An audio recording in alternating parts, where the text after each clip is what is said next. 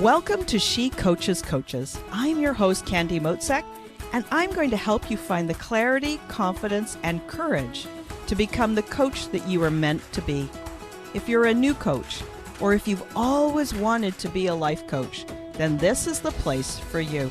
We're going to talk all about mindset and strategies and how to, because step by step only works when you have the clarity, courage, and confidence to take action. Let's get started. Hey friends, how are you today? I am so excited that you're here. Where I am, in the Northern Hemisphere, it's spring.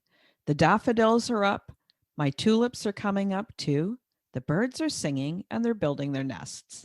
In fact, the first set of finches have built nests in the birdhouses that are hanging on my she shed, and I expect to hear the chirping of this new little flock in a week or two. Spring is my favorite season. It's without a doubt. The air changes and it's just fresh. I planted some primroses in my window boxes, and if you follow me on Instagram, you'll have seen some photos that I posted in the past few days. This burst of color is just everything to me, and it just makes me so happy to see it. Now, because it's spring, it reminded me of this blog post that I wrote a couple of years ago, and I wanted to update it and share it with you today on this podcast. So today, let's talk about a new way to think about your business, a way that will help you through the tough times, especially when you're working like crazy and it feels like it's just not happening fast enough. You're worried that it's not growing fast enough or it's just not working. It's going to help you manage your self-doubts and feel better too. Building a business is tough. It's the fast track to personal growth, and it is so easy for us to get impatient. All over social media, you see coaches saying that they earned big money and they did it so fast. How many claims do you see of 6 figures in 60 days? Or I've been a coach for 3 months and I'm fully booked. Well, on social media, it's easy to say anything. And I would tell you, don't believe everything that you read. Don't believe everything that you see. We don't know that that person has been working at this quietly for years and they finally got some momentum, or that they've tried 2 or 3 other businesses that failed, but they're back at it again. And this time it's working. When that comparison queen comes along and you see those posts, the comparison queen that lives in your mind, she might whisper in your ear, "So how come it's so tough for you? There's got to be something wrong. You must be doing it wrong. How come they can do it and you can't?" That voice of that mean girl, the voice of self-doubt in your mind, can talk you into doubting yourself. Do you feel alone and wonder if you missed that magic step somehow? I hear this a lot. You're not alone in feeling that way. If you're starting out, and really anytime at all that you're growing your coaching business, it helps to think of your business in the right way. Self-doubt is part of the journey, and it's how we manage our self-doubt that makes the difference. So how you think and how you feel is always in your control. Mindset makes all the difference between giving up and success. You are in control. You've got choice, and that choice is empowering. You get to decide. You can think of your business like a sport fishing trip, or you can think of it as a garden, and that's what we're going to talk about today. If you treat your business like a sport fishing expedition, you're after that big catch. You plan, you go to the store, you get your gear together, you put some gas in the boat, you jump in the boat, and you head out to the ocean. The waves might be small, or they might be big and choppy. Are you prepared for the weather? And it's easy to get wet and sometimes even seasick. When you think you're in the right spot, you get your fishing rod ready to go, you look at the conditions, you hook up the lures, then you cast your line and wait a little bit. And then you start to wonder, Hmm, do I have that right bait? Am I in the right spot? What if there's no fish here? You go and you look at your fish finder and see if there's anything around. It's easy to get frustrated, especially when you want it fast and you want a big result. Depending on your experience, you might have to wait a long time, and lots of times you'll return to the dock empty handed. But sometimes you catch that big fish. You reel it in, you celebrate, clean it, and take it back home, and it makes an awesome feast. Then, when that feast is over and the fish is gone, you're back at the beginning. You're left with nothing, and it's time to go fishing again. I'll tell you, this feast, frustration, and famine cycle is a discouraging way to build a business over the long term, and it's not sustainable. In that fishing approach, you spend a lot of time, money, and energy to get a client. Sometimes it doesn't work out, sometimes it does. And when you do sign a client, you're on a high. You've made some money, you're ready to coach, provide that service. Then, when your client has achieved what they need and your project is done, off they go, and your calendar and your bank account are empty. This way, with the fishing approach, it's harder to get traction. You might never really get ahead. But as I said right at the beginning, there is another way. Another metaphor that I like to use for building a sustainable and profitable coaching practice, one that gives you long term income where you can be fully booked with all the clients you want. The approach that I recommend is to build your business as if you are planning, cultivating, and growing a vegetable garden. For those of you who are gardeners, you're going to have had some experience with this. First, you wait to the right season. You turn the soil, you add compost if you haven't already, and perhaps some fertilizer. You want to make sure everything is in good order. You make sure you've got a healthy, nutrient rich base. That's a bit of a tongue twister for me. Then you take the first of a few trips to the store and you choose excellent seeds. I like the top quality organic ones. And then you take time and you plan your garden. You consider, where am I going to plant the seeds now? And where will I leave space so I can plant those other ones later? As you plan, you're going to also decide what to plant. If the weather is cool, you choose crops that do well at this time of the year. For me, right now, it's spring, and I'm getting ready to plant my lettuce, spinach, and peas because it's still cool out, and this is what will thrive at this time. More than likely, you'll plant a variety.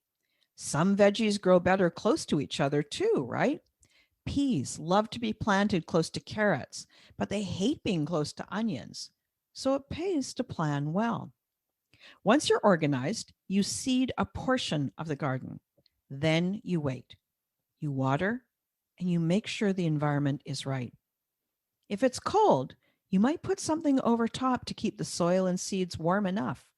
Or you might even start your seeds indoors if the nights are too cold and the conditions too harsh. Then you wait some more. This is the tough part. And this waiting is the tough part for your business too. That waiting time, that's when our patience will pay off. Now, listen, we don't just do nothing. We're not just sitting back and twiddling our thumbs. Not at all. We're managing our minds. We're putting in consistent effort. Maybe we're creating value by offering free training, free coaching, posting on social media to attract your best clients, or even being a guest on a podcast like some of my coaching clients have. Many talented coaches give up in this waiting time. Now, I bolded this for emphasis in my notes, so I'm going to say it again. This waiting time is when many super talented coaches give up. We expect it to be fast. We want it to be fast. We're used to taking a pill to deal with a headache, and the pain is gone in 10 minutes. We're used to quick fixes and microwave meals. But remember, in the natural world, things take time. They take the exact amount of time that they need. And that's not a problem. It's part of our natural cycle. Some seeds, when I look at them, they only take a couple of days to sprout, and others take weeks. When I read the back of those seed packages, it tells me cucumber seeds sprout in 3 days, lettuce, 7 to 15 days, but carrot seeds take 2 to 3 weeks. When you're gardening, you have no problem keeping the faith. But when you're building your coaching business, you might feel impatient. Now, you don't give up after a few days when you're gardening. You stick with it, right? Because you know they will sprout. So, as a new coach, stick with it, practice your patience, keep adding value, and remember to foster your belief. You know that the seeds that you plant will sprout. This is just for your business. Sometimes you've got to do that work, even sweat a bit and strain your muscles, and still have patience that you're on the right path. You don't give up after 24 hours with a newly planted garden, right? So don't give up prematurely on your coaching business either. After you've put in some time, some effort, some care, and attention, finally, a little sprout comes up. It's exciting, right? This is just like when you get your first coaching client. Now, if you're liking the fisherman or the fisherwoman, you return to shore, you settle down and enjoy your feast. Then no wonder you have to start all over again before the next amazing client comes your way. You're on shore. You're not fishing. You're not in your boat. That's that fishing metaphor for growing a coaching business. Now, let's go back to the garden metaphor. If you're going to treat your business like a gardener, what you do with those tender little seedlings counts. You nurture them, you treat them well, you watch them. If you're like me, you even talk nicely to them. You sprinkle them with water. You check that there's no slugs coming along in the middle of the night to eat them. And you sure don't pull them up and look at them before they've had a chance to mature. You do thin the seeds and give them some space and time to grow. Nurture your clients and your relationships the same way. These first clients and all clients are important. Here's where you're learning and fine-tuning your coaching skills. You don't want to overwater or let the bugs of your self-doubt destroy them. After a while, your little sprouts begin to mature. And as you harvest the veggies that you've grown, you want to make sure to reseed before that harvest is complete. You don't want to wait until your garden is empty and all your coaching clients have graduated from your coaching. A good veggie garden is going to provide you with awesome produce for a long time. The hardest time is when you have to practice the most patience in those first couple of weeks. When nothing is growing in your business, we worry and fuss. We might even let our inner critic run wild and say things like, oh my God, I'm going to be a failure. This is never going to work. This is never going to happen. But instead, if we treat it like a garden, we remember we need to have patience. And for your business, having patience means practicing believing in yourself and in the power of coaching. We need to plant our seeds. That's the same as telling people about coaching and tell them what you're doing. We need to water the seeds. As a coach, we want to help people understand how coaching can help them and the problems that you can help them solve. Then, when that first little sprout starts to come up, that's like when you get your first few clients, you want to coach them well. You want to hone your coaching skills. You want to treat those clients like the gold that they are.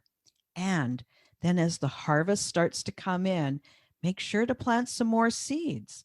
Coaches mean you're going to keep marketing your business. You're going to keep asking for referrals. You want to keep those relationships fresh. So you get to decide. Do you want the feast, famine, and sometimes frustration of sport fishing? Or would you prefer to grow a profitable, sustainable business like a gardener.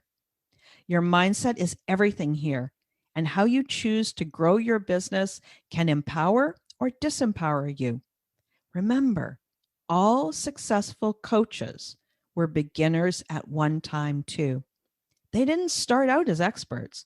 They cultivated, they planted, they tended, nurtured, and then they harvested. And you can do it too. So thanks for tuning in, and make sure that you hit that subscribe button, since that's the way you're going to get all my future episodes. Plus, if this episode resonates with you and you don't have someone who's helping you step by step through that process of becoming a fully booked coach, please reach out to me. Let's talk. I've got room for a few more private clients. Plus, I'll be launching a new group in the near future. You can click on the link in the show notes and we can connect. So that's it for today, friends. And before we wrap up, I want to encourage you to sign up for my free resource library. I created it to help you become a successful coach. It's called the Coach's Online Business Academy, and here's how it works. When you sign up, you create your own private free account, and right away, you get immediate access to a whole bunch of resources. There's a quiz, there's a 5-day video training, there's PDF guides and checklists so that you know that you're on the right path. There is so many things in there available and ready to help you right now. So to get access, click on that link in the show notes and sign up today. I'm so looking forward to talking to you next week. I hope you have a wonderful week.